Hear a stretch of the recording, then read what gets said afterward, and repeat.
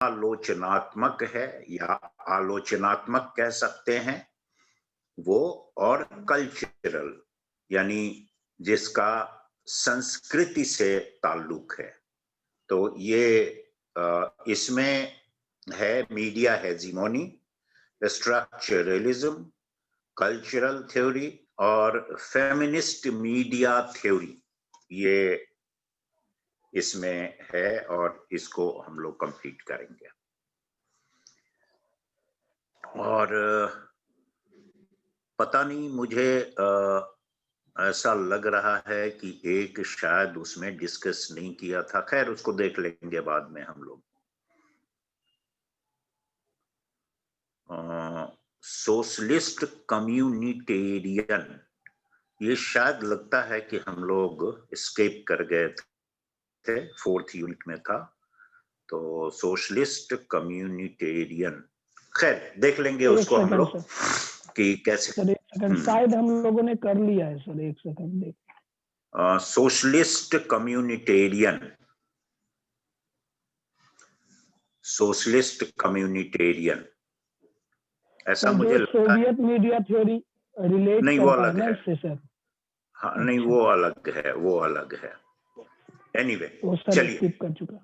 तो आज हम लोग पहले नीचे से ही चलते हैं। फेमिनिस्ट मीडिया थ्योरी की बात हम लोग करते हैं, जो इसमें 5th यूनिट का लास्ट टॉपिक है, feminist media theory.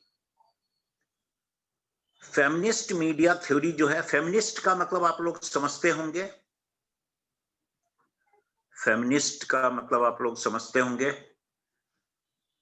Shweta Mukherjee, you are not visible, your photograph is there but you are not visible. Oh good good good, so you are there, good morning. No, you are not audible now, अपना audio on करिए आप। Hello sir, good morning. हाँ, अब sir I am there only. Good morning, very good morning. और अब आपकी आवाज आ रही है। हाँ, sorry sir there is a issue in network sir, इसीलिए मेरा शायद मतलब पिक्चर क्लियरली नहीं आ रहा है। I am visible sir, I am attending the class. Okay okay okay, नहीं कोई बात नहीं, कोई बात नहीं, कोई बात नहीं। तो ठीक है, कोई दिक्कत नहीं है, कभी कभी होता है, वो नेटवर्क की प्रॉब्लम से ऐसा होता है। फेमिनिस्ट मीडिया थ्योरी, मैंने कहा कि हम लोग फेमिनिस्ट मीडिया थ्योरी की बात कर रहे हैं, और फेमिनिज्म की जो रिप्रेजेंटेटिव है श्वेता मुखर्जी, उसी को हम लोग नहीं देख पा रहे हैं, इसीलिए मैंने ढूंढा। तो फेमिनिज्म आप लोग समझते हैं? फेमिनिज्म महिलावादी ना, नारीवादी महिलावादी। हाँ, महिलावादी, स्त्रीवादी, आप जो भी कह लें उसको। तो ये एक फेमिनिस्ट मीडिया थ्योरी जो है, वो फेमिनिस्ट मूवमेंट से, या फेमिनिज्म आप कह सकते हैं कि उसी पर आधारित है ये पूरी थ्योरी। और फेमिनिज्म आपको शायद पता होगा कि जो फर्स्ट वेव एक चला था महिला आंदोलन का, महिला मुक्ति आंदोलन, महिला मुक्ति आंदोलन, यानी महिलाओं को मुक्त किया जाना चाहिए दास्ता से, और वो दास्ता कई रूपों में चिन्हित किया गया। 19th सेंचुरी में ये मूवमेंट शुरू हुआ था, 19th सेंचुरी में। और फर्स्ट वेव जो था, वो फर्स्ट वेव था लिबरल फेमिनिज्म का। लिबरल फेमिनिज्म, लिबरल थे वो, माने उन्होंने कहा कि नहीं भाई, हमें भी अधिकार मिलना चाहिए। अब देखिए, बहुत सारी चीजें उसमें थी। अगर आप याद करिए तो महिलाओं को कई देशों में वोटिंग राइट्स नहीं थे। आप और तो जाने दिए, इंग्लैंड में जो एक अपने को बहुत बड़ा डेमोक्रेसी का अलंबरदार मानता है, उसे भी वहां भी महिलाओं को वोटिंग राइट्स नहीं थे। बहुत आंदोलन हुआ और रविवार की छुट्टी कर्मचारियों को नहीं मिलती थी, माने साप्ताहिक अवकाश नहीं मिलता था। तो बहुत आंदोलन हुआ और तब जाके वोटिंग राइट्स के लिए वहां कानून बने। लेकिन जो पहला कानून बना वोटिंग राइट देने के लिए 1918 में पहला कानून बना, उसमें था कि पुरुष तो 21 साल की उम्र में वोट कर सकते हैं, लेकिन महिलाएं वोट करेंगी तो 30 साल की उम्र में वोट करेंगी। मतलब ये माना गया कि महिलाएं देर से मैच्योर होती हैं। अब आप देखिए कि ये पूरा का पूरा महिलाओं के बारे में जो एक इस तरह की धारणाएं थी, और दूसरी तरफ बहुत सारा, जैसे संपत्ति में अधिकार महिलाओं को नहीं था। संपत्ति में अधिकार हमारे यहां भी नहीं था। वो तो बाद में आया है कि महिला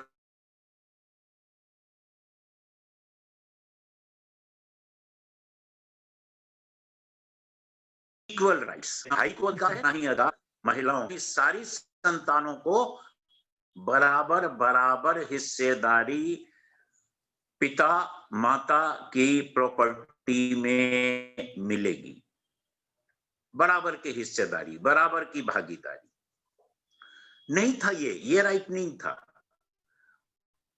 अभी भी बहुत सारे देश और उस भेदभाव के कारण बहुत उन्हें भुगतना पड़ता है। अभी भी बहुत सारे देश ऐसे हैं, खास करके अगर आप देखें तो मिडिल ईस्ट कंट्रीज में कुछ ऐसे देश हैं जहां महिलाओं को सारे राइट्स नहीं हैं। एक देश जरूर काफी आगे बढ़ा था उसमें,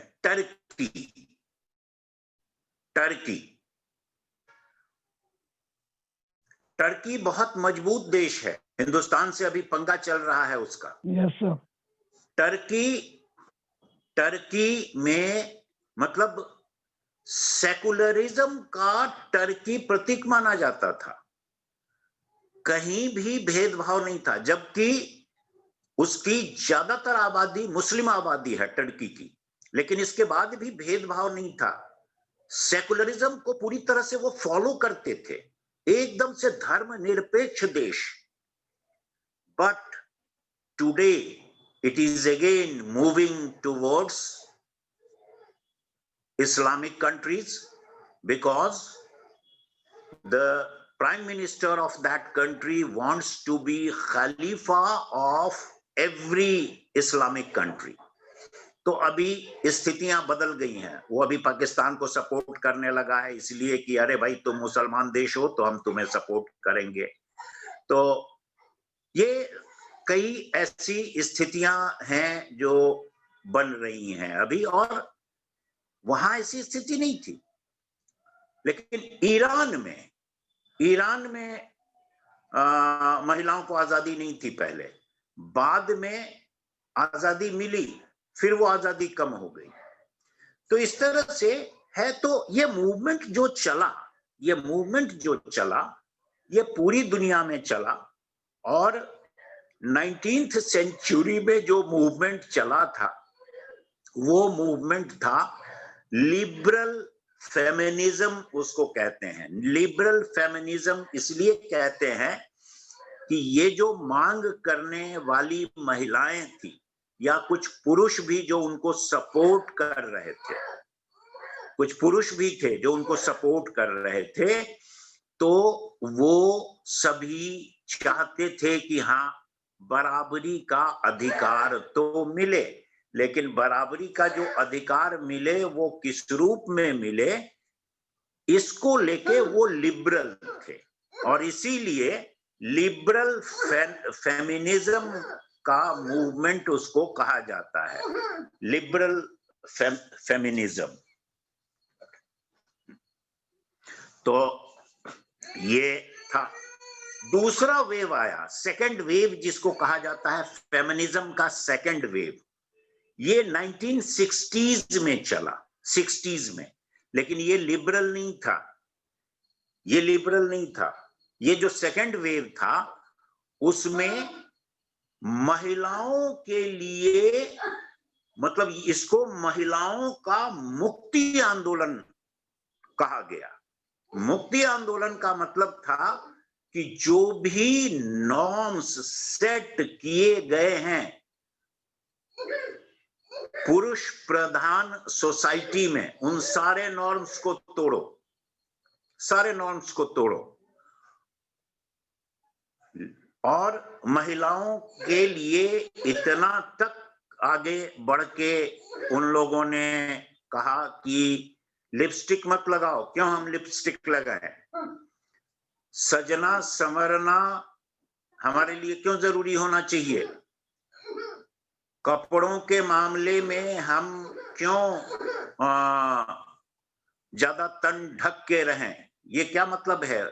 वाई? महिलाएं ही क्यों? क्या इसलिए कि biologically and physically they are different from men? Is it because of that? Why? ये क्वेश्चन शुरू हुआ। ये जो सेकंड वेव है, इस सेकंड वेव में बहुत सारी महिलाएं आई और उन्होंने महिला मुक्ति आंदोलन को वहां तक ये ले गए कि उन्होंने कहा कि शादी जैसी संस्था बेकार है, मैरिज इंस्टीट्यूशन इज मीनिंगलेस। क्यों शादी करें? आपने शायद नाम सुना होगा सिमोन द बुआर की। सिमोन द बुआर पेरिस माने फ्रांस की हैं, ये पेरिस में इनका जन्म हुआ था और उन्होंने एक किताब लिखी थी the second sex. Second sex महिला को कहा गया और उसमें उन्होंने अपने पूरे विचार डाले हैं, पूरे विचार डाले हैं उन्होंने। और वो उन्होंने शादी नहीं की थी, लेकिन एक फ्रांसीसी फिलोसोफर जियां पाल सार्त्र, सार्त्र का नाम जरूर सुना होगा आप लोगों ने, क्योंकि बहुत बड़े फिलोसोफर, दुनिया के बहुत बड़े फिलोसोफर सार्त्र रहे हैं। तो जियां पाल सार्त्र के साथ वो लिव इन रिलेशनशिप में रहती थी और उन्होंने ये कहा कि महिला की दास्ता का सबसे बड़ा कारण है बच्चे पैदा करना। ये जो बायोलॉजिकल कंपल्शन है कि महिला ही बच्चे पैदा करेगी, यही उसकी दास्ता का सबसे बड़ा कारण है। And this forces them, the women, towards slavery. अब ये बायोलॉजिकल कंपल्शन है, पुरुष तो बच्चे पैदा कर नहीं सकता है।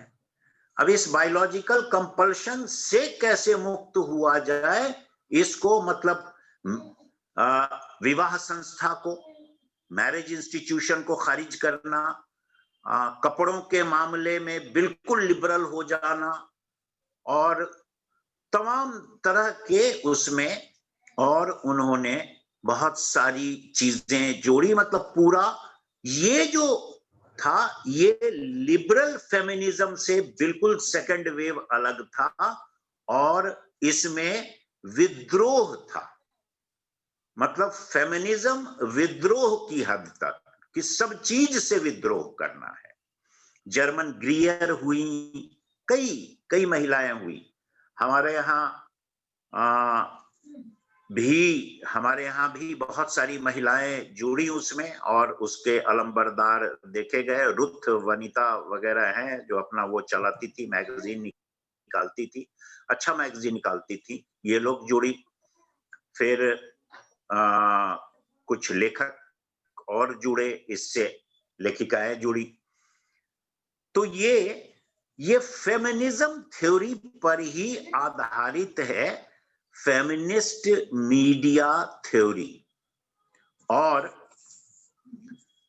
इसका संबंध फिलोसफी, बहुत सारे लोगों ने फेमिनिस्ट मीडिया थ्योरी दरअसल किसी एक की थ्योरी नहीं है, बल्कि बहुत सारे लोगों का कंट्रीब्यूशन है इसमें। अब हम लोग फेमिनिस्ट मीडिया थ्योरी पर आ रहे हैं। अभी तक हम जो डिस्कस कर रहे थे वो फेमिनिज्म डिस्कस कर रहे थे, और फेमिनिस्ट मूवमेंट को जिस पर आधारित है फेमिनिस्ट मीडिया थ्योरी। तो फेमिनिस्ट मीडिया थ्योरी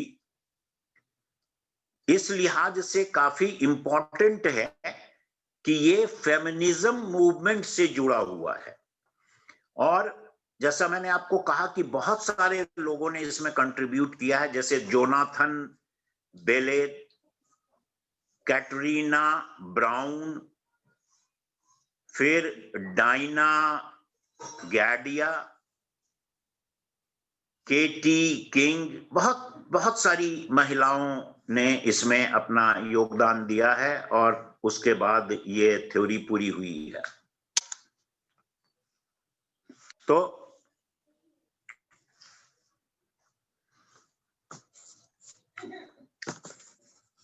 ये जो थ्योरी है, ये एक फिलॉसफी इसको कहा गया। फेमिनिस्ट मीडिया थ्योरी को एक फिलॉसफी कहा गया, जो कई तरह की फिलॉसफी पर आधारित है, स्पेशली फेमिनिज्म के कॉन्सेप्ट पर इसको एक कॉन्सेप्ट भी कहा गया। लॉजिक्स दिए गए, जो लॉजिक दिए जाते थे फेमिनिस्ट मूवमेंट के लिए या फेमिनिज्म के लिए, वही सारे फेमिनिस्ट मीडिया थ्योरी के लिए दिए गए। और ये कहा गया कि महिलाओं के अधिकारों को तब तक पूरा नहीं माना जा सकता है, या वो तब तक नहीं हो सकते हैं, महिलाओं के अधिकार और महिलाओं के हित, विमेन्स राइट एंड इंटरेस्ट, ये तब तक नहीं हो सकते हैं जब तक कि उसे प्रमोट नहीं किया जाए। सोशल इक्विलिटी आनी चाहिए दोनों सेक्सेस में, सोशल इक्विलिटी दोनों सेक्सेस में, यानी मेल फीमेल दोनों में आनी चाहिए।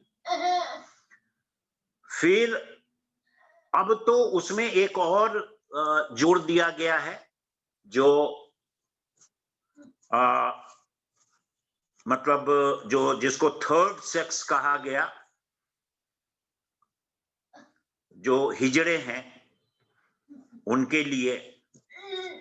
तो social equality of the sexes.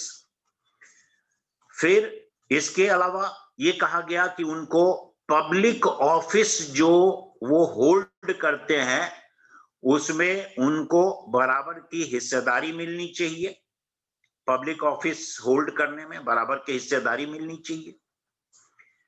फिर राइट टू वोट की बात की गई थी उस समय, वो भी उसमें जुड़ा हुआ था। इक्वल पे की बात की गई कि why there should be discrimination in pay. तनख्वाह अगर पुरुष को मिलती है किसी काम के लिए तो महिलाओं को भी उतनी मिलनी चाहिए। अब जैसे आप देखिए यहां मतलब उसमें भी जो ऑफिस वर्क है उसमें भी, मतलब अर्बन सोसाइटी में और रूरल सोसाइटी में दोनों जगह ये प्रथा रही है कि महिलाओं को कम वेतन दिया जाता था या कम मजदूरी दी जाती थी, और पुरुषों को ज्यादा वेतन और ज्यादा मजदूरी मिलती थी। ये माना जाता था कि ये ज्यादा काम करेंगे। रूरल एरिया में तो फिर भी समझ में आता है कि ठीक है, काम के मामले में ज्यादा पुरुष शारीरिक रूप से थोड़ा ज्यादा मजबूत होता है, तो इस वजह से वो ज्यादा काम करेगा तो ज्यादा उसको पैसे मिलने चाहिए। ये तो फिर भी एक, मान लो कि ये तर्क ले लिया तो ले लिया, लेकिन ऑफिस वर्क में तो ऐसा नहीं हो सकता है कि महिलाएं कम काम करती हों या पुरुष, क्योंकि that is मेंटेशन work, this is mental work. So wherever mentation is involved, so this type of discrimination should not be there. नहीं होना चाहिए ये। तो वो हुआ प्रॉपर्टी के बारे में कि प्रॉपर्टी ओन करना चाहिए। एजुकेशन में उनको इक्वल अपॉर्चुनिटी मिलनी चाहिए। जैसे पहले महिलाओं लड़कियों को स्कूल भेजना, खास करके जो रूरल एरियाज हैं उसमें स्कूल भेजना लड़कियों को एक बड़ी चुनौती थी पेरेंट्स के लिए। जो पेरेंट्स पढ़ाना भी चाहते थे वो स्कूल नहीं भेज पाते थे, और इसलिए नहीं भेज पाते थे कि लोक लाज के कारण, लोग क्या कहेंगे, हमारा पड़ोसी क्या कहेगा, देखो लड़की को स्कूल भेजता है पढ़ने के लिए, या स्कूलिंग हो भी गई तो बाहर कॉलेज में भेजना वो एक बड़ी चुनौती थी। तो बाद में और भी चीजें जुड़ती गई, जैसे मैटरनिटी लीव।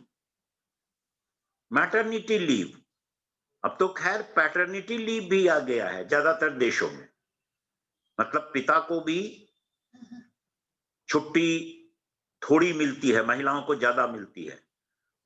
हमारे यहाँ तो सरकारी नौकरी में जो महिलाएं हैं उनको मैटरनिटी लीव काफी है, लंबी मैटरनिटी लीव है, विदेशों में भी है, वहीं की देखा देखी यहाँ भी किया है। सॉरी 6 मंथ लीव है सर। हाँ, क्या कहा, कितना? 6 मंथ। नहीं, 6 महीने तो है ही, इसके अलावा फुल पेपर 6 महीने है, इसके अलावा 6 महीने और आधे पेपर है। And it's in a special condition that may be extended, in a special condition. तो ये है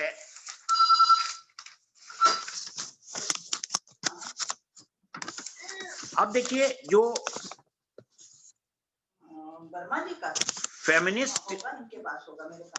फेमिनिस्ट मीडिया स्कॉलर्स हैं। अच्छा,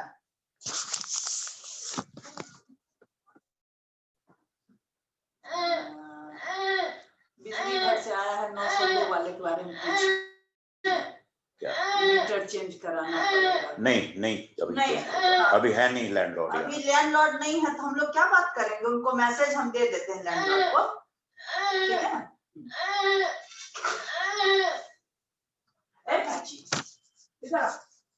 तो फेमिनिस्ट मीडिया स्कॉलर्स जितने हुए, उन्होंने ये सजेस्ट किया है कि मीडिया में अगर महिलाओं को बराबर का हक दिया जाए और महिलाओं को अगर तरजीह दी जाए तो मीडिया की मार्फत महिलाओं को ज्यादा अधिकार मिलेंगे। और वो इसलिए मिलेंगे क्योंकि महिलाएं अपने हितों के बारे में सतर्क होंगी, सचेत होंगी, तो वो दूसरों को भी बताएंगी कि महिला अधिकारों की रक्षा किस तरह से की जा सकती है। और मीडिया में अगर महिलाओं का वर्चस्व हो तो शायद स्थितियां समाज में भी बदलेंगी, क्योंकि जो स्टोरी का चयन होगा वो महिलाएं करेंगी, जो प्रोडक्शन होगा, प्रोडक्शन टीम में महिलाओं का वर्चस्व अगर होगा तो प्रोडक्शन में महिला का एंगल देखा जा सकता है। महिलाओं को डिसीजन मेकिंग पोजीशन में होना चाहिए। महिलाएं अगर डिसीजन मेकिंग पोजीशन में होंगी तो फिर ये बेहतर होगा मीडिया के लिए, और मीडिया के लिए अगर बेहतर होगा तो मीडिया सोसाइटी के निर्माण में अपनी भूमिका निभाता है, तो वो सोसाइटी पर भी उसका असर होगा और सोसाइटी को भी उसका फायदा मिलेगा। अब ये है कि इसको इस तरह से समझा जा सकता है कि मीडिया के लिए हायरिंग विमेन, उनको हायर किया जाए, महिलाओं को प्रोडक्शन टीम में महिलाओं को तरजीह दी जाए, डिस्ट्रीब्यूशन में, डिस्ट्रीब्यूशन से मतलब यहाँ ये है कि जो सर्कुलेशन है या जो अपलिंकिंग, अगर हम टेलीविजन के इसमें देखें अभी तो अपलिंकिंग डाउनलिंकिंग जो भी है वो उसको हम कह सकते हैं। फिर रिप्रेजेंटेशन इन न्यूज, न्यूज जब तैयार हो तो उसमें महिलाओं का रिप्रेजेंटेशन जरूर होना चाहिए, खासकर वैसे मामलों में जिसमें कि महिलाओं से संबंधित कोई स्टोरी है। अब देखिए ये माना गया कि पूरे मीडिया में महिला की उपेक्षा होती है और वो उपेक्षा कई मायने में होती है, कई मायने में। तो इसको इन्होंने फिल्म को भी इंक्लूड किया, यानी एंटरटेनमेंट में भी ये माना गया कि महिलाओं को वहां भी देना चाहिए। और प्रोडक्शन का मतलब है कि प्रोडक्शन के जितने मीन्स हैं, जैसे न केवल न्यूज में बल्कि एडवर्टीजमेंट्स जो बनते हैं उसमें भी महिलाओं को गलत ढंग से पोर्ट्रे किया जाता है। जिस प्रोडक्ट में महिलाओं की जरूरत नहीं है और महिलाओं के लिए जो प्रोडक्ट नहीं है उन प्रोडक्ट्स में भी महिलाओं को ले आया जाता है। अब मान लीजिए प्रेशर कुकर में महिलाएं अगर दिखाई जाती हैं और महिला कोई कहती है कि ये प्रेशर कुकर अच्छा है, तब तो बात समझ में आती है। लेकिन शेविंग रेजर में, शेविंग क्रीम में, इसमें अगर महिलाओं को लाया जाता है तो उसकी जरूरत क्या है? मतलब बहुत सारे ऐसे प्रोडक्ट्स हैं जिनको जब एडवर्टाइज किया जाता है तो महिलाओं को भी उसमें ले आया जाता है जिस प्रोडक्ट से महिला का कोई मतलब नहीं है। तो ये जो मतलब कहने का मतलब ये है कि बहुत सारे जो थ्योरिसिस्ट हैं मीडिया, फेमिनिस्ट मीडिया थ्योरी के, उनका मानना है कि महिलाओं को एक वस्तु के रूप में, ऑब्जेक्ट के रूप में प्रस्तुत किया जाता है विज्ञापन में, इसलिए वहां भी सावधानी। तो जो प्रोडक्शन की बात की गई है वो न्यूज से आगे बढ़ के हर उस प्रोडक्शन की बात की गई है जो मास प्रोड्यूस्ड मटेरियल है। मास प्रोड्यूस्ड मतलब विज्ञापन भी मास प्रोड्यूस्ड है, न्यूज भी मास के लिए प्रोडक्शन है।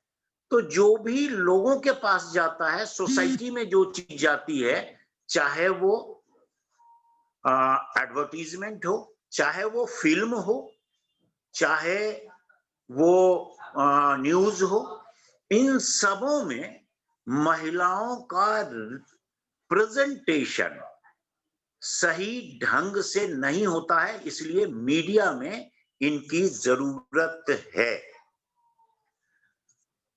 कई जगह जहां न्यूज में कायदे से पोर्ट्रे किया जाना चाहिए वहां महिलाओं की उपेक्षा की जाती है, इग्नोर किया जाता है। और ये इग्नोर किया जाना कई मोर्चे पर है। कलर के मोर्चे पर, मतलब अमेरिका में जैसे ब्लैक निग्रो महिलाओं को ऐसे सिर्फ शुरुआती दौर में फिल्म में आप देखेंगे कि ऐसे कैरेक्टर के रूप में रखा जाता था जो निगेटिव कैरेक्टर होते थे। निगेटिव कैरेक्टर में निग्रो महिलाओं को लाया जाता था, यानी ब्लैक को। तो कलर के आधार पर डिस्क्रिमिनेशन, व्हाइट को तरजीह दी जाती थी। आप देखिए कि पूरा का पूरा जो साउथ अफ्रीका है, साउथ अफ्रीका में 1980 के दशक तक, 1980s तक ये हालत थी कि वहां, आपको याद होगा गांधी जी साउथ अफ्रीका गए थे तो गांधी जी को ट्रेन से उतार दिया गया था। इसलिए कि फर्स्ट क्लास का टिकट उन्होंने लिया था और फर्स्ट क्लास का टिकट लेके फर्स्ट क्लास कंपार्टमेंट में बैठे। उनको कहा गया कि नहीं साहब आप उतरिए। क्यों? तो आपको अधिकार नहीं है इसमें बैठने का, this is meant for white only. उन्होंने कहा नहीं, मैंने I have bought the ticket, मेरे पास तो टिकट है, फर्स्ट क्लास का टिकट मैंने लिया है। क्यों? उनको उनका सामान फेंक दिया, धक्के दे के नीचे गिरा दिया प्लेटफॉर्म पर, और वहीं से उन्होंने सोचा कि अब यहीं से आंदोलन की शुरुआत, और वहीं उसी के बाद उन्होंने साउथ अफ्रीका में आंदोलन की शुरुआत की थी अगेंस्ट अपार्थेड। अपार्थेड इज रंग भेद की नीति के खिलाफ। तो रंग भेद की नीति रही है और महिलाओं के साथ और ज्यादा रही है, पुरुषों के साथ भी रही है लेकिन महिलाओं के साथ और रही है। तो कलर पर डिस्क्रिमिनेशन। अब शादी ब्याह में लड़का कितना भी कुरूप हो लेकिन उसको महिला चाहिए, पत्नी चाहिए बिल्कुल एकदम गोरी चिट्टी, वो काला हो कुरूप हो लेकिन महिला चाहिए। और माता पिता मान लेते हैं, लड़की के माता पिता की नहीं भाई ये तो मजबूरी है हमारी, चलो। तो सेक्सुअल माइनॉरिटी समझा गया है उनको, माने सेक्सुअल आधार पर डिस्क्रिमिनेशन, फिजिकल आधार पर डिस्क्रिमिनेशन, यानी उनके पास ताकत कम है, शारीरिक ताकत, तो इसलिए उनको ऐसे कामों में न लगाया जाए। जो यहाँ मीडिया में जो लोग काम करते थे, महिलाएं काम करती थी, आपको शायद पता होगा कि उनको रात की ड्यूटी पहले नहीं दी जाती थी, इसलिए कि रात को महिलाओं के लिए आना ऑफिस और देर तक रुकना और देर रात को घर जाना, ये 12 बजे अगर उनका वो छूटेगा तो अब वो सब धीरे धीरे खत्म हो रहा है। यहाँ धीरे धीरे अब ये चीजें खत्म हो रही हैं, ये चीजें जा रही हैं। तो लेकिन ये बहुत रहा है हमारे समाज में भी और बाहर तो रहा ही है। तो ये जो फेमिनिस्ट मूवमेंट है, पूरा का पूरा फेमिनिस्ट मूवमेंट इसी आधार पर रहा है, और इसी आधार पर जो फेमिनिस्ट मीडिया थ्योरिटिशियंस हैं जिन्होंने ये थ्योरी दी, उन्होंने इसकी वकालत की कि मीडिया में ज्यादा से ज्यादा महिलाओं को रखा जाना चाहिए, नौकरी देनी चाहिए, ज्यादा से ज्यादा महिलाओं को हर लेवल पर, मतलब प्रोडक्शन के लेवल पर, न्यूज कलेक्शन के लेवल पर, डिस्ट्रीब्यूशन के लेवल पर, इन सबों में महिलाओं को तरजीह दी जाना चाहिए। तभी महिलाओं के प्रति समाज का नजरिया बदलेगा, क्योंकि मीडिया समाज को बदलने में अपना वाइटल रोल प्ले करता है। So this is all about feminist media theory. Feminist media theory यही है। और अब देखिए हमारे यहाँ अगर हम लोग अपनी चर्चा करें, शुरुआती दौर में जो वैदिक काल कहा जाता है, हमारे यहाँ महिलाओं को बहुत आजादी थी। वैदिक काल में बहुत सारे ऐसे उदाहरण हैं। वैदिक काल में महिलाओं को सोमरस का बराबर का हकदार माना जाता था, यानी महिलाएं पुरुषों के साथ बैठ के शराब पीती थी। सोमरस वही था। आज भी आप देखिए आदिवासी समाज में आप देखेंगे कि महिलाएं पुरुष और ये सब मिल बैठ के और देशी शराब अपने ढंग से, जो हड़िया या और अलग अलग जगहों पर अलग अलग चावल से, ताड़ी से, इस सब से बनाते हैं, वो साथ बैठ के पीते हैं। वहां महिलाओं को अलग नहीं माना जाता है, दोयम दर्जे का नहीं माना जाता है, मतलब they are not second class citizen in aboriginal community. आदिवासी समाज में हमारे यहाँ स्वयंवर की प्रथा थी, आपको पता होगा।